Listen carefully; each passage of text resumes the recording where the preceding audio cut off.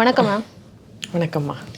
இப்போ தாவேகா கட்சியின் சார்பாக இன்றைக்கு சேலம்ல விஜய் பேசியிருந்தாரு. இன்னைக்கு கூட்டமெல்லாம் நீண்ட நாட்களுக்கு அப்புறமா ஒரு கூட்டம் போட்டு இன்னைக்கு பேசியிருக்கிறாங்க. நீண்ட நாட்கள்னா ரொம்ப நாள் நீண்ட ஆயிடுச்சு. மாதங்கள். ஓகே, நீண்ட மாதங்கள் எதுனாலும் சரி. அது அட்லீஸ்ட் நான் ரெடி தான் வரவா அண்ணன், நான் இறங்கி வரவான்னு நாங்களும் எப்போ வருவாருன்னு ஆடிக்கு வருவாரா அமாவாசைக்கு வருவாரான்னு காத்துட்டு இருந்தோம்.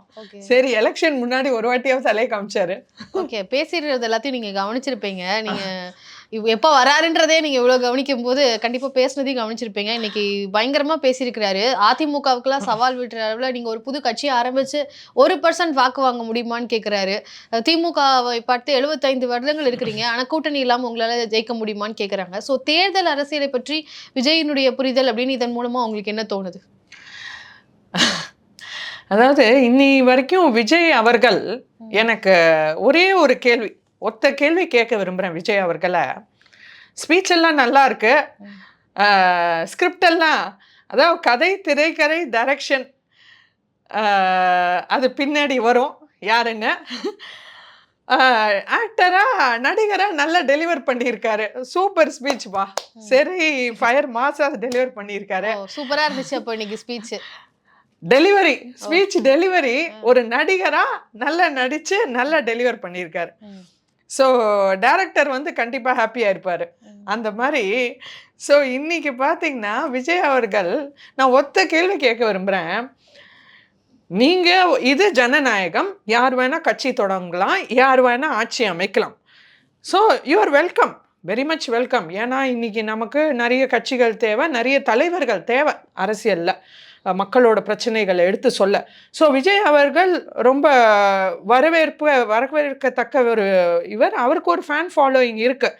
பட் அதை எந்த அளவு லெவரேஜ் பண்ணியிருக்காரா இல்லையான்றது ஒரு பெரிய கேள்விக்குறி. ஆனால் இன்னைக்கு நான் ஒத்த கேள்வி கேட்க விரும்புகிறேன். விஜய் அவர்கள் எலெக்ஷனுக்கு இன்னும், தேர்தலுக்கு இன்னும் 2 மாதம் கூட இல்லை, கவுண்ட் டவுன் ஹஸ் பிகன் அப்படின்ற சமயத்தில் நீங்கள் தேர்தலை முதல் தடவை சந்திக்கிறீங்க. நடுவில் இடைத்தேர்தலேருந்து கூட விலகிட்டீங்க. ஸோ முதல் தடவை நீங்கள் தேர்தலை சந்திக்கணுன்ற பட்சத்தில் நீங்கள் வரைக்கும் எத்தனை தடவை சார் மக்களை களத்தில் சந்திச்சு பேசியிருக்கீங்க? மக்களை ரியலாக இறங்கி களத்தில் மக்கள் பிரச்சனைகளை, மக்கள் ஒரு பிரச்சனைன்னு போராட்டம்னு வரும்போது, ஒரு பிரச்சனைன்னு நிற்கும்போது களத்தில் இறங்கி எத்தனை தடவை நீங்கள் மக்களை டைரக்டாக சந்திச்சு பேசியிருக்கீங்க? Zero, zero. இன்னி வரைக்கும் நீங்க ஸ்கிரிப்டட் அப்பியரன்சஸ் மட்டுமே பண்ணிட்டு இருக்கீங்க. இல்ல, அவர் இப்போ மேடைகள் எல்லாம் பேச ஆரம்பிக்கிறாரு, மக்களை டைரக்டா தானே போய் சந்திக்கிறாரு. டைரக்டா சந்திக்கிறாருன்றது, அதாவது டைரக்ட்னா ஃபேஸ் டு ஃபேஸ். நீங்க காலத்துல காலை முதல்ல தரையில வைங்க சார், காலை தரையில வைங்க. எப்போ நீங்க தரையில வச்சு மக்களோட ஃபேஸ் டு ஃபேஸ், இப்ப நம்ம எப்படி பக்கத்துல உட்காந்து பேசுறோம் அந்த மாதிரி பக்கத்துல நின்று மக்களோட இறங்கி எப்ப பேசியிருக்காரு? தூய்மை பணியாளர்கள் எல்லாம் போய் அவங்க வீட்டுல போய் சந்திச்சாங்க இல்லையா, அப்போ மக்களோட டைரக்டா தானே பேசுறாரு. ஓ, இந்த மாதிரி நம்ம ஸ்டூடியோ செட்டப் மாதிரி சூப்பரா இருந்துச்சுமா. லைட்டிங், ஸ்டூடியோ, கேமரா, ஆக்ஷன், படுதூள். அந்த மாதிரி இல்லாம நான் சொல்றேன், எப்போ நம்ம ஒரு தலைவரா ஆகணும்னு நினைக்கிறோமோ, சரி உங்களுக்கு அவர் சொல்றாரு எனக்கு அரசியல் அனுபவம் இல்லைன்னு எல்லாரும் குற்றச்சாட்டு வைக்கிறாங்க. உங்களுக்கு என்ன சார் அனுபவம்? கொள்ளை அடிக்கிற அனுபவம் தானே இருக்கு அப்படின்னு மற்ற கட்சிகள் மேல பழி சுமத்துற விஜய் அவர்களே, உங்களுக்கு கொள்ளை அடிக்கிற அனுபவம் இல்லையா சார்? ஏன் அப்படி சொல்றீங்க? அவர் எங்க கொள்ளை அடிச்சாரு? அவர் என்னைக்கு அரசாங்க பதவியில இருந்தாரு அவர் கொள்ளை அடிக்கிறதுக்கு? அதுக்கு முன்னாடியே ஒரு சாம்பிள் காட்டிட்டாரு. இப்ப புலி படம் 1.5 கோடி டாக்ஸ் எவேஷன்ல, அதாவது புலி படத்துக்கு Vijay sir 2015 long ago, 10 years ago நீங்க புலி படத்துக்கு 30 கோடி வாங்கினேன்னு நீங்க ஒரு டிக்ளேர் பண்ணியிருக்கீங்க இன்கம் டாக்ஸ்ல. அதான் நீங்களா சொன்ன வார்த்தை 30 கோடி நான் வாங்கியிருக்கேன்னு. அதை 2019 4 வருஷம் கழிச்சு இன்கம் டாக்ஸ்ல கேட்குறாங்க, சார் நீங்க வாங்கினது 45 கோடின்னு கண்டுபிடிச்சிருக்கோம், ஆனா நீங்க டிக்ளேர் பண்ணது 30 கோடி தான். இங்கே ஒரு 15 கோடி டிஃப்ரென்ஸ் வருது சார். இந்த 15 கோடி வித்தியாசத்துக்கு நீங்கள் 1.5 கோடி டேக்ஸ் கட்ட வேண்டியிருக்கோம். ஏன் நான் கேட்குறேன், அந்த 15 கோடி நீங்க சொல்லாததுக்கு அவங்க ஏதாவது அரெஸ்ட் பண்ணாங்களா, கேஸ் போட்டாங்களா, இல்ல வேற விதத்துல எஃப்ஐஆர் போட்டு போலீஸ் இன்வால்வ் பண்ணாங்களா? இல்லையே. அபராதம்ன்றது கிட்டத்தட்ட ஒரு ஃபைன் பனிஷ்மெண்ட் தானே. ஃபைன் தானே, அது ஒரு ஃபைன் தானே. It is the most graceful way of fining somebody. 1.5 crore. அதாவது ஒரு பொறுப்பு, நான் தான் தூய சக்தி, நான் தான் தமிழ்நாட்டை காக்க வந்த தூய சக்தி, நீங்க எல்லாரும் தீய சக்திகள், நான் தான்ப்பா தூய சக்தி, தமிழ்நாடு இன்னைக்கு ஊழல்ல மூழ்கி இருக்கு, அந்த ஊழல்ல இந்த மக்களை காப்பாத்த போறது நான் தான் அப்படின்னு மாற தட்டிட்டு பேசுற விஜய் சார், நீங்க பெரிய தூய சக்தின்னு இதுல இருந்தே தெரியுதே. ஏன்னா 1.5 கோடி இட் இஸ் மக்களோட பணம். 1.5 கோடி வரின்றது என்ன? வரின்றது என்ன? மக்களோட பணம். வரின்றது என்ன? ஒரு அரசாங்கத்தோட ஒரு மிக முக்கியமான வருமானம். எதுக்கு இந்த வருமானம்? இந்த வரி பணம் எங்க உபயோகிக்கிறாங்க? இது ஒரு விஜய் ரசிகனும் இன்னைக்கு ஒரு தாவேகா தொண்டரும் இன்னைக்கு ஒரு தமிழனும் ஒரு விஜய் ரசிகனும் உலகம் முழுக்க எங்க இருந்தாலும் தெரிஞ்சுக்க வேண்டிய ஒரு முக்கியமான உண்மை. வரி பணம்ன்றது என்ன? வரி பணம் அரசாங்கத்தின் வருமானம். அதை வச்சுதான் நிறைய திட்டங்கள் தீட்டுறாங்க. முதியோர்களுக்காக, மாணவர்களுக்காக, ஊனமுற்றோருக்காக, ஏழை எளியோர்களுக்காக, மகளிருக்காக, ரேஷன் கடையில் அரிசி பருப்பு வெல்லம் இதெல்லாம் எப்படி வருது? இந்த வரி பணத்துல இருந்து. மக்களோட பணம். சோ இன்னைக்கு நீங்க ஆட்சி அதிகாரத்துக்கு வரத்துக்கு முன்னாடியே மக்களை ஏமாத்துறீங்க, மக்களோட பணத்தை வந்து கொடுக்க மறைக்கிறீங்கன்னா விஜய் சார் தூய சக்தியா நீங்க? தயவு செய்து அதுக்கு மேல அது வந்து ஒரு அது டாக்ஸ் பிரச்சனை அப்படின்றது அவருடைய தனிப்பட்ட ஒரு பர்சனல் வாழ்க்கையில, அப்போ அவர் சினிமாவில் நடிகராக இருந்த போது ஒரு மிஸ்கம்யூனிகேஷன் இல்லைனா அது ஒரு மிஸ்இன்ஃபர்மேஷனா நீங்க போய் வெளியில தெரிவிக்கிறீங்க. அவர் வந்து அபராதம், அவர் வந்து கரப்ட் பண்ணிட்டாரு, பெரிய ஊழல்வாதி, அந்த அளவுக்கு வந்து அவர் பண்ணல அப்படின்றதான அவர் தரப்புல இருந்து பேசக்கூடியவர்களுடைய வாதம். ரொம்ப நல்ல பாயிண்ட்மா ஸ்வேதா. நான் ஒரே ஒரு சிம்பிள் விஷயம் சொல்கிறேன். 2015 அந்த சமயத்திலும் விஜய் அவர்கள் கொஞ்சம் ஒரு அரசியல் டச் ட்ரை பண்ணார். அதிமுகவில் இருக்கட்டும், திமுகவில் இருக்கட்டும், விஜய் மக்கள் இயக்கமாக இருக்கட்டும், பல விஷயங்களில் அவர் அரசியலில் நான் அப்போவே ஒரு எட்டி பார்த்தவர் தான் அவர் விஜய் சார். கரெக்டா? இந்த தாவேகா வேணா இப்போ புதுசாக ஒரு 2 வருஷம் முன்னாடி வந்ததா இருக்கலாமே தவிர, அரசியல் டச்சு அப்பவே அவர் அரசியல்ல இறங்கணுன்ற ஒரு ஆர்வம், ஒரு ஈடுபாடு, ஏதோ ஒரு இடத்துல அவர் டச் பண்ணியிருக்கார். அதனால அது இல்லைன்னு சொல்ல முடியாது. ஸோ மக்களோட எப்போ நீங்க களத்துல இறங்கணும்னு நீங்க முடிவு பண்றீங்களோ அப்ப நீங்க ஃபர்ஸ்ட் கிளீனா இருக்கணும். அதாவது அடுத்து சரி நீங்க சொல்ற மாதிரியே வச்சுப்போமே, பரவாயில்ல, அவருக்கு ஒரு ப்ரௌனி பாயிண்ட்ஸ் கொடுப்போம்.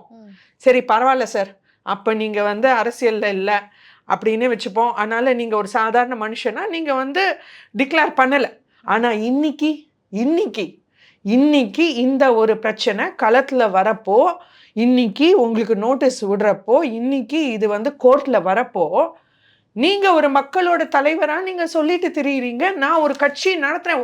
சாதாரண அரசியல்வாதி கூட இல்லை, ஒரு சாதாரண அரசியல்வாதி கூட இருந்தா கூட இது ஒரு பெரிய பிரச்சனை. ஒரு சாதாரண அரசியல்வாதிக்கு மேல நீங்க பல பேருக்கு வழிகாட்டும் ஒரு அரசியல் தலைவரா அங்க நிக்கிறீங்க. அப்போ யூ ஆர் அன் இன்ஃப்ளூயன்சர். உங்களை பார்த்துதான் மக்கள் நடப்பாங்க. நீங்க மற்றவங்களை லீட் பண்ணணும், walk the talk. That is the quality of leader. நீங்க வந்து மற்றவங்களுக்கு வழிகாட்ட வேண்டிய நீங்க அன்னைக்கு சரி ஒரு தப்பு நடந்து போச்சு, சரி பரவாயில்ல, you did a tax evasion, தப்பா டிக்ளேர் பண்ணிட்டீங்க, அதை இப்ப போய் கோர்ட்ல வாதாடுறீங்க பாருங்க. இங்கதான் இருக்கு பிரச்சனையே. இங்கதான் அவரோட கேரக்டர் கம்ஸ் அண்டர் குவெஸ்டியன். அவர் தூய சக்தின்னு சொல்றது இன்னைக்கு ஒரு பெரிய கேள்விக்குறியா இருக்கு. காரணம், சரி அன்னைக்கு நீங்க 30 கோடின்னு சொல்லிட்டீங்க, ஆனா அது இன்னைக்கு வந்து கோர்ட்ல வந்திருக்குல்ல, சரி அப்போ நீங்க என்ன சொல்றீங்க, அதை மேல்முறையீடுக்கு வேற போறீங்க. ஆமா ஐயா, நான் 30 கோடின்னு சொன்னேன், புலி படத்துக்கு நான் 2015 30 கோடி வாங்கினேன்னு சொன்னேன், நான் உடான் சுட்டேன், பொய் புத்தலாட்டம் பண்ணேன், நான் மக்களை ஏமாத்தினேன், நான் அரசாங்கத்தை ஏமாத்தினேன், நான் பொய் தாயா சொன்னேன். ஆனா நான் பொய் சொன்னதை, நான் தப்பு பண்ணதை நீ எப்ப கேட்டிருக்கணும்? 1.5 வருஷத்துல 2017 கேட்டிருக்கணும். அதை விட்டுட்டு நீ ஏன் 2 வருஷம் லேட்டா வந்து 2019 கேட்ட? ஸோ நான் மக்களை ஏமாத்துவேன், அதை நீங்க கேட்கக்கூடாது.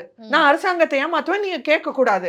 இது என்னையா வாதம்? நான் கேட்கிறேன். அந்த 1.5 கோடி விஜய் சார், நீங்க இவ்வளோ பல 100 கோடி ஒரு சம்பாத்தியம் வச்சிருக்கிறது ஒரு படத்துக்கு பல 100 கோடி வாங்கக்கூடிய விஜய் சார், நீங்க ஒரு புகட்டியோ மெசரெட்டியோ ஒரு சொகுசு கார் நீங்க ஃபாரின்ல இருந்து ஷிப்பிங்ல கொண்டு வர காஸ்டே 3-4 கோடி ஆயிடாது?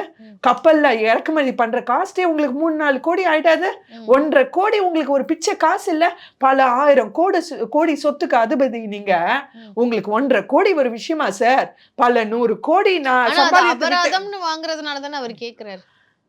அது ஒரு டாக்ஸ் மணி இல்ல, அது மக்களுக்கு தர வேண்டிய பணம் இல்ல. ஓகே, அது ஒரு தானமா கொடுத்துட்டு போட்டுமே, அது ஒரு தானமா கொடுத்துட்டு போட்டுமேன்றேன். நம்ம மக்களுக்கு தானே கொடுக்குறோம், நம்ம மக்களுக்கு தானே அது பயன்பட போகுது நாளைக்கு ஒரு வரி பணமா. பிஜேபியை பத்தி பேசலையே, ஏன் பேச மாட்டீங்க அப்படின்ற கேள்விக்கு அவர் எல்லாரும் இங்க மீடியாக்கள்ல கேட்கக்கூடிய கேள்வி அவர் கவனமா பாக்குறாருன்றது அவரோட ஸ்பீச் மூலமா தெரியுது.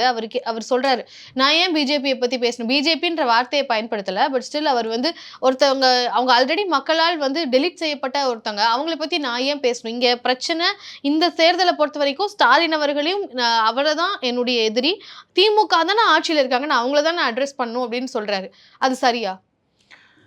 கண்டிப்பா அவர் வந்து இன்னைக்கு அதிமுகவும் அடிச்சு பேசியிருக்காரு. நீங்க பாத்தீங்கன்னா இன்னைக்கு பேச்சுல, சேலம் பேச்சுல அவர் அதிமுகவையும் அடிச்சு பேசியிருக்காரு. அதாவது பல பல பேர், எம்ஜிஆர் அண்ணா, ஜெயலலிதா மேடம் மாதிரி பல பேர் ஆரம்பிச்ச கட்சியில இவங்க வந்து உட்காந்துட்டு இப்ப வந்து அவங்களெல்லாம் மறந்துட்டாங்க, அவங்க சொன்னதை மறந்துட்டாங்கன்றத அதிமுக என்டிஏ கூட்டணியும் அடிச்சு பேசியிருக்காரு. அதுதான் சொல்றாரு. அதனால அடுத்து அதிமுகவை சொல்றாரு. என்டிஏ கூட்டணின்னு வரும்பொழுது அங்க பாஜக இருக்கு, பாஜகவை வந்து டெலிட் செய்யப்பட்டவங்க அப்படின்னு சொல்றாரு. அதாவது இன்னைக்கு அவர் வேணா அப்படி நினைக்கலாம். ஏன்னா இன்னைக்கு வந்து அரசியல்ல மிக, அதாவது மறுக்க முடியாத ஒரு பவர் பாஜகன்றது. ஒரு கட்சியை தாண்டி பாஜக இஸ் a phenomenon. இன்னைக்கு ஒரு புரட்சி இந்தியா முழுக்க, வெறும் தமிழ்நாட்டில் மட்டும் இல்லை, இன்னைக்கு உலக அளவுல மிகப்பெரிய கட்சி பாஜகன்றது மறுக்க முடியாத உண்மை. 13 கோடி உறுப்பினர்கள். இன்னைக்கு உலகம் முழுக்க எந்த கட்சியிலையும் 13 கோடி உறுப்பினர்கள் கொண்ட கட்சி இல்லை. பாஜக இன்னைக்கு மிகப்பெரிய சக்தி, தமிழ்நாட்டில் மட்டும் இல்லை, இந்தியா முழுக்க. அப்படின்றது நம்ம கண்ணெதிர பார்த்துட்டு தான் வரோம். இன்னைக்கு அதாவது விஜய் அவர்கள் ஒத்துட்டாரோ இல்லையோ, ஏன்னா அவர் ஸ்கிரிப்ட் ரைட்டரை தான் கேட்கணும், விஜய் அவர்களை கேட்க முடியாது. ஏன்னா இருக்கிற ஸ்கிரிப்டை தான் படிக்கிறாரு பாவம். இன்னி வரைக்கும் எலெக்ஷன் வரப்போகுது, இன்னும் கவுண்ட் டவுன், இன்னும் 60 டேஸ் கூட இல்லை, அப்படி இருக்க இல்லை. ஸோ இன்னைக்கு பாஜக ஒரு மறுக்க முடியாத சக்தி. மக்கள் இன்னைக்கு மோடி ஆட்சியை விரும்புகிறாங்க, மக்கள் இன்னைக்கு பாஜக ஆட்சியை விரும்புகிறாங்க. ஏன்னா ஒத்த காரணம், பாஜக இன்னைக்கு மிக அசுர வேக வளர்ச்சி கொடுத்துட்டு இருக்கு இந்தியாவுக்கு. 2014 மோடிஜி ஆட்சி வந்தப்போ, ஆனா தமிழ்நாட்டுக்கு எதுவும் கொடுக்கலன்னு சொல்றாங்களே. அதாவது அது வந்து திமுகவின், அவர் வந்து என்னைக்குமே பகல் கனவுலே இருப்பார் நம்ம ஸ்டாலின் அவர்கள். அதனால அவர் எப்போவும் அப்படிதான் சொல்லிட்டு இருப்பாரு, இந்த பக்கம் வாங்கிட்டே இருப்பாரு. இது வரைக்கும் மோடிஜி ஆட்சிக்கு வந்ததுலேருந்து 11 லட்சம் கோடி தமிழ்நாட்டுக்கு ஒதுக்கப்பட்டிருக்கு. ஸோ இன்னைக்கு அந்த 11 லட்சம் கோடிக்கு பதில் சொல்ல தெரியல அவருக்கு, அப்படிதான் எடுத்துக்கணும். இன்னைக்கு அவர் மற்ற மாநிலங்களை கம்பேர் பண்ணும்போது தமிழகத்துக்கு கம்மியா இருக்கு அப்படின்றத அவங்க முதல்ல நீங்க கொண்டு வந்ததை என்ன பண்ணீங்க? கல்விக்கான நிதி, இதெல்லாம் வந்து அப்போ கல்விக்கான நிதி அப்படின்னு வர்றதுல அதை வந்து இன்னும் ஒதுக்கல அப்படின்றதானே இவங்க வைக்கக்கூடிய குற்றச்சாட்டே. அதாவது கல்விக்கான நிதின்றதை விட நான் என்ன சொல்வேன், அதாவது அந்த கல்வி, அந்த மும்மொழி கொள்கையை நீங்க எதிர்க்கிறதுனால அந்த பர்டிகுலர் நிதி வராம இருந்திருக்கலாம். ஏன்னா நீங்க தான் அதை ஏத்துக்கலையே. ஸோ பாஜக ஏத்துக்கலன்னா அப்போ தராம இருப்பாங்களா? இல்லையே, அந்த நிதி எதுக்கு? அந்த மும்மொழிக்கான ஸ்கூல்ஸை எஸ்டாப்ளிஷ் பண்ண, ஸ்கூல்ஸை பில்ட் பண்ண. அப்போ நீங்கள் வேண்டான்ட்டீங்க, நீங்கள் மறுத்த திருப்பி அனுப்பிட்டீங்க. அந்த ஃபைலே வேண்டாம், நான் திருப்பி மத்திய அரசுக்கு அனுப்பிட்டேன்னா அப்போ நேச்சுரலாக அந்த ஸ்கூலும் கட்ட போகிறது இல்லை, அதுக்கான அமௌண்ட்டு செலவழிக்க போகிறது இல்லையே. இந்த நிதி இதுக்கு தான் அலோகேட் பண்ணியிருக்கு. இப்போ டிரைவ்னு கொண்டு வந்தாங்க. டிரைவ் ஸ்கீம்னு 10,000 எலக்ட்ரிக் பஸ்ஸஸ் தமிழ்நாட்டுக்கு அலோகேட் பண்ணாங்க. அதை வந்து நம்ம போக்குவரத்து துறை அமைச்சர் சிவசங்கர் அவர்கள் திருப்பி அனுப்பிட்டாரு, எங்களுக்கு வேண்டான்னு. ஸோ நீங்க தான் இன்னைக்கு நிறைய மத்திய அரசோட திட்டங்களை நீங்க தான் மறுத்து திருப்பி அனுப்புறீங்க. இன்னைக்கு 10,000 பஸ் வேண்டான்னு 10,000 எலக்ட்ரிக், அதாவது இந்தியா முழுக்க 5 சிட்டி தான் சூஸ் பண்ணியிருக்காங்க இந்த எலக்ட்ரிக் பஸ் ஸ்கீமுக்கு. டிரைவ் ஸ்கீம்னு நீங்க கூகுள் சர்ச் பண்ணலாம். நிறைய பேருக்கு இந்த விஷயம் தெரியக்கூட தெரியாது, ஏன்னா மீடியாவில் அவ்வளோ கவரேஜ் ஆகல. ஸோ பட் இன்னைக்கு அது ஒரு மிகப்பெரிய லாஸ். இன்னைக்கு டிரைவ் ஸ்கீம்ல 10,000 பஸ் 5 சிட்டிக்கு அலோகேட் பண்ணியிருக்காங்க. சாரி, 5 சிட்டிக்கு செவரல் டென்ஸ் ஆஃப் தௌசண்ட்ஸ், 7,000 பெங்களூருக்கு, அந்த மாதிரி பூனேக்கு, அந்த மாதிரிலாம் அலோகேட் பண்ணியிருக்காங்க. Chennai was one of the second or third largest. So சென்னைக்கு 10,000 பஸ் அலோகேட் பண்ணதில் இவங்க வந்து வேண்டான்னு திருப்பி அனுப்பிட்டு 10,000 பஸ் வேண்டான்னு சொல்லிட்டு இங்கே அசோக் லேலாண்ட் தனியார் நிறுவனத்தோட ஒப்பந்தம் போட்டுட்டு வெறும் 200 பஸ்ஸை விட்டுருக்காங்க, எலக்ட்ரிக் பஸ்ஸை சென்னையில். ஸோ 10,000 பஸ்ஸை வேண்டான்னு சொல்லிட்டு நீங்கள் 200 பஸ்ஸை விட்டுருக்கீங்க. ஸோ இது மக்களை வஞ்சிக்கிற வேலை இல்லையா? ஸோ இன்னைக்கு பாஜக எல்லா மாநிலத்துக்கும் பண்ற மாதிரி மத்திய அரசு தமிழகத்துக்கும் பண்ணிட்டு தான் இருக்கு. இப்போ ஸ்டாலின் அவர்கள் இன்றைக்கு 5,000 ரூபாய் வந்து கொடுத்திருக்கிறாங்க, மகளிர் உரிமை தொகை. அதுவும் மற்ற வரக்கூடிய 2 மாதங்களுக்கு முன்கூட்டியே வந்து பணம் வந்து கொடுத்திருக்கிறாரு. மக்கள் வந்து இன்ப அதிர்ச்சின்னு சொல்லி பேட்டியெல்லாம் கொடுக்குறாங்க. உங்களுக்கு என்ன தோணுது? பயம். இன்னைக்கு ஸ்டாலின் அவர்களுக்கு உச்சி முதல் உள்ளங்கால் வரை பயம். ஏன்னா 5 வருஷம் நம்ம ஆண்டுட்டு இன்னி வரைக்கும் எல்லா சாதனைகளும் சோதனையா முடிஞ்சிடுச்சு. இப்ப தேர்தல் வேற நெருங்குது. என்ன நம்ம மக்கள் கிட்ட சொல்லி எப்படி போய் வாக்கு கேட்க? இன்னைக்கு நான் போய் மக்கள் கிட்ட வாக்களிங்க அப்படின்னு சொல்லி வீடு வீடா நின்றா மக்கள் இன்னைக்கு சரியா திட்டி அனுப்புவாங்க. அவ்வளவுதான். ஆனா பீகார்ல வந்து 10,000 ரூபாய் வந்து பெண்களுக்கு கொடுத்தாங்களே, அதுவும் தேர்தல் அப்பதானே கொடுத்தாங்க. தேர்தல் அப்போன்னு கூட இல்ல, தேர்தல் நெருங்கி வரக்கூடிய டைம்ல ஒரு வாரம் அந்த மாதிரியான கேப்ல தான் கொடுத்தாங்களே. அப்போ பயத்துலதான் வந்து பாஜக அரசு அப்போ கொடுத்தாங்களா? நல்ல சூப்பர் கேள்வி Shweta. I was waiting for this question. ஏன்னா இன்னைக்கு பீகார்ல பாத்தீங்கன்னா இந்த 10,000 ரூபாய் கொடுத்தாங்க. ஆனா அது மட்டுமே அவங்க பண்ணல பெண்களுக்கு. அவங்க ஆட்சிக்கு வந்ததுலேருந்து பெண்களுக்கு நிறைய திட்டங்கள் பண்ணிட்டே தான் இருந்தாங்க. ஃப்ரீ பஸ் கொடுக்குறாங்க. உரிமை தொகை வந்து கடந்த பல வருடங்களா, இப்போ 2 வருடங்களா வந்து உரிமை தொகையும் இருந்துட்டு தானே இருக்கு. அதை இன்றைக்கு வந்து கன்சாலிடேட் பண்ணி 2 மாதத்துக்குள்ளதான் ப்ரீவியஸாவே கொடுத்துருக்காங்க. அப்புறம் எப்படி இது எலெக்ஷன் டைம்ல பயத்தினால கொடுக்குறாருன்னு சொல்றீங்க? அதாவது இவர் வந்து தேர்தல் வாக்குறுதியில ஸ்டாலின் அவர்கள் அறிவிச்சது நிபந்தனையற்ற ஒரு ரேஷன் கார்டுக்கு குடும்ப தலைவிக்கு 1000 ரூபாய் உரிமை தொகைன்னு அறிவிச்சுட்டு நீங்க 2021 எப்ப நீங்க கொடுத்தீங்க? 2023 தான் ஃபர்ஸ்ட் இன்ஸ்டால்மெண்ட்டே வந்துச்சு. ஆமா. அப்ப 2 வருஷம் அங்கேயே போச்சா? 2 வருஷத்துக்கு சேர்த்தா கொடுத்தீங்கன்னு நான் கேக்குறேன் உரிமை தொகை. ஆனா அவங்க ஆட்சி காலத்துல தொடங்கிட்டாங்க இல்லையா? எலெக்ஷன் டைம் 2 வருஷம் லாஸ் ஆச்சு. நீங்க இப்பவே நான் சொல்றேன், இப்ப 5,000 ரூபாய் கொடுக்குறாரு. அதாவது இன்னைக்கு தமிழ்நாட்டின் பெண்கள் எவ்வளவு பேர் அப்படின்னு யோசிப்போம். இன்னைக்கு ஏன் பெண்களை டார்கெட் பண்ணி நிறைய திட்டங்கள் வருதுன்னா, கிட்டத்தட்ட 50% மேல வாக்களிப்போர் பெண்கள். 50% மேல ஆண்களோட பெண்கள் தான் வாக்களிக்கும் பேர் நிறைய பேர். அதனால இன்னைக்கு பெண்களை நோக்கி திட்டங்கள் வருது. அது எல்லாருமே பண்ற விஷயம்தான். இப்போ பெண்கள் இன்னைக்கு 8 கோடி மக்கள்ல நம்ம 50% வச்சுப்போமே, 4 கோடி பெண்கள்னு வச்சுப்போம். 4 கோடி பெண்கள்ல வாக்களிக்கும் பெண்கள், 18 வயசு உட்பட்டவர், அவங்களாம் விட்டுருவோம். ஸோ வாக்களிக்கும் பெண்கள் நம்ம தோராயமா வச்சுப்போமே 3 கோடி பேர்னு. 3 கோடி பேர்ல இன்னைக்கு நீங்க எவ்வளவு பேருக்கு சார் மகளிர் உரிமை தொகை கொடுத்தீங்க? இல்ல அதுல சில கேட்டகரிஸ் எல்லாம் இருக்கு இல்லையா? அவங்க எலெக்ஷனை நோக்கி எல்லாம் கொடுக்கல இல்லையா? அவங்க வந்து கொடுத்திருக்கிறது வந்து அவங்க சொல்லக்கூடியது அப்படிதானே மேம்? 1,30,000 lakhs கிட்ட வந்து 1 crore 30 lakhs கிட்ட கொடுத்துருக்காங்க. ஸோ அப்படி பார்க்கும்போது அதுல அவங்க வச்சிருக்கக்கூடிய நிபந்தனைகளுக்கு ஏத்த மாதிரி யாரெல்லாம் இருக்கிறாங்களோ அவங்களுக்கு கொடுத்துருக்காங்க.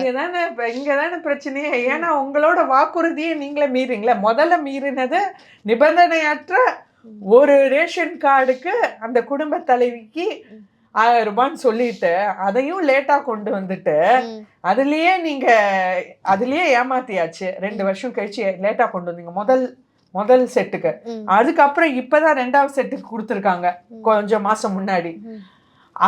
அதுலயே நிறைய பல 10,000 மேல, அதாவது பல ஆயிரம் நிறைய பேர் லூஸ் பண்ணிட்டாங்க. அடுத்து 3 கோடி அதாவது சராசரியா 3 கோடி பெண்கள் இருக்கிற தமிழ்நாட்டுல நீங்க வெறும் ஒரு 1.3 கோடி பெண்களுக்கு தான் கொடுக்குறீங்கன்னா, it is not even 50%. You have not even addressed 50% பேருக்கு கூட நீங்க இன்னும் கொடுக்கலையே. தகுதியான ஆனா இந்த ஒரு 5,000 ரூபாய் அப்படின்றது பெண்களுக்கு போய் சேரக்கூடிய ஒரு நல்ல திட்டம் தானே. இது யாருக்கு கொடுக்குறீங்க? நீங்க அந்த 1.3 கோடி பேருக்கு தான் இந்த 5,000 ரூபாய் கொடுக்குறீங்க. கஷ்டத்துல இருக்கிறவங்களுக்கு தானே கொடுக்க முடியும்னு சொல்றாங்க. அந்த 1.3 கோடி பேர்ல முக்காவாசி பேர் திமுக சேர்ந்த பெண்கள், மத்த கட்சி சேர்ந்த பெண்கள். சொல்றீங்க எந்த அடிப்படையில சொல்றீங்க? இது ஸ்டாட்டிஸ்டிக்ஸ்ல இட் இஸ் ப்ரூவன், சர்வேல எடுத்திருக்காங்க.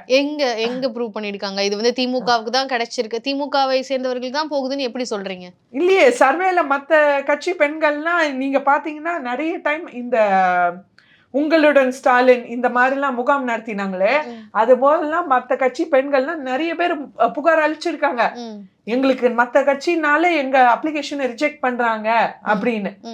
சோ இன்னைக்கு அவங்களுக்குள்ளேயே வாங்கல் குடுக்கல் பண்ணிட்டு இந்த 5,000 ரூபாய இத வந்து, அதாவது நீங்க குடுக்கறதா குடுக்குறீங்க, அது ஒண்ணும் ஒழுங்கா குடுக்கணும்ன்ற.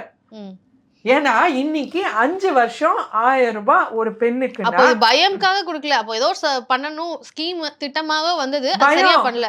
பயம் தானே. ஏன்னா தேர்தல் தேதி என்னைக்கு வேணா அறிவிப்பாங்க. அதே தேர்தல் தேதி அறிவிக்கிறதுக்கு முன்னாடி தானே பாஜக வந்து யூபில கொடுத்தாங்க, பீகார்ல கொடுத்தாங்க. ஆனா பாஜக முதல்ல இருந்தே பண்ணிட்டு இருக்காங்க பெண்களுக்கான சுய உதவி குழுக்கள். பெண்கள் அது இருக்கு இல்லையா, எஸ்எஸ்ஜி குரூப்ஸே வந்து முதல்ல ஆரம்பிச்சதே தமிழ்நாட்டுல தானே. அதாவது பெண்கள் அடுத்து பூரண மது விலக்கு பீகார்ல கொண்டு வந்திருக்காங்க. நீங்களும் பல எலெக்ஷன் முன்னாடி கருணாநிதி காலத்துல இருந்து பல இடத்துல வாக்குறுதிகள் கொடுத்திருக்கீங்க பூரண மது விலக்குன்னு. ஆனா இங்க 5,000 ரூபாய் இப்படி வந்துரும், அப்படி போயிடும் மதுல. அந்த மாதிரி இன்னைக்கு பெண்களோட அக்கௌண்ட்டுக்காக இப்ப ரேஷன் கார்டுனா கூட ஆண்கள் வந்து வாங்கிட்டு போக வாய்ப்பு இருக்கு, இது பெண்களுக்கான அக்கௌண்ட்லயே டைரக்டா போகுது. சோ அதெல்லாம் பார்த்துதானே வந்து கொடுக்குறாங்க. இல்லையே, இன்னைக்கு 5,000 ரூபாய் வந்து நம்ம கொடுக்குறோம். நான் கேட்குறேன், இது வந்து தாலியை திருடிட்டு தங்கத்தை கொடுக்கும் வேலைன்னு சொல்றேன்.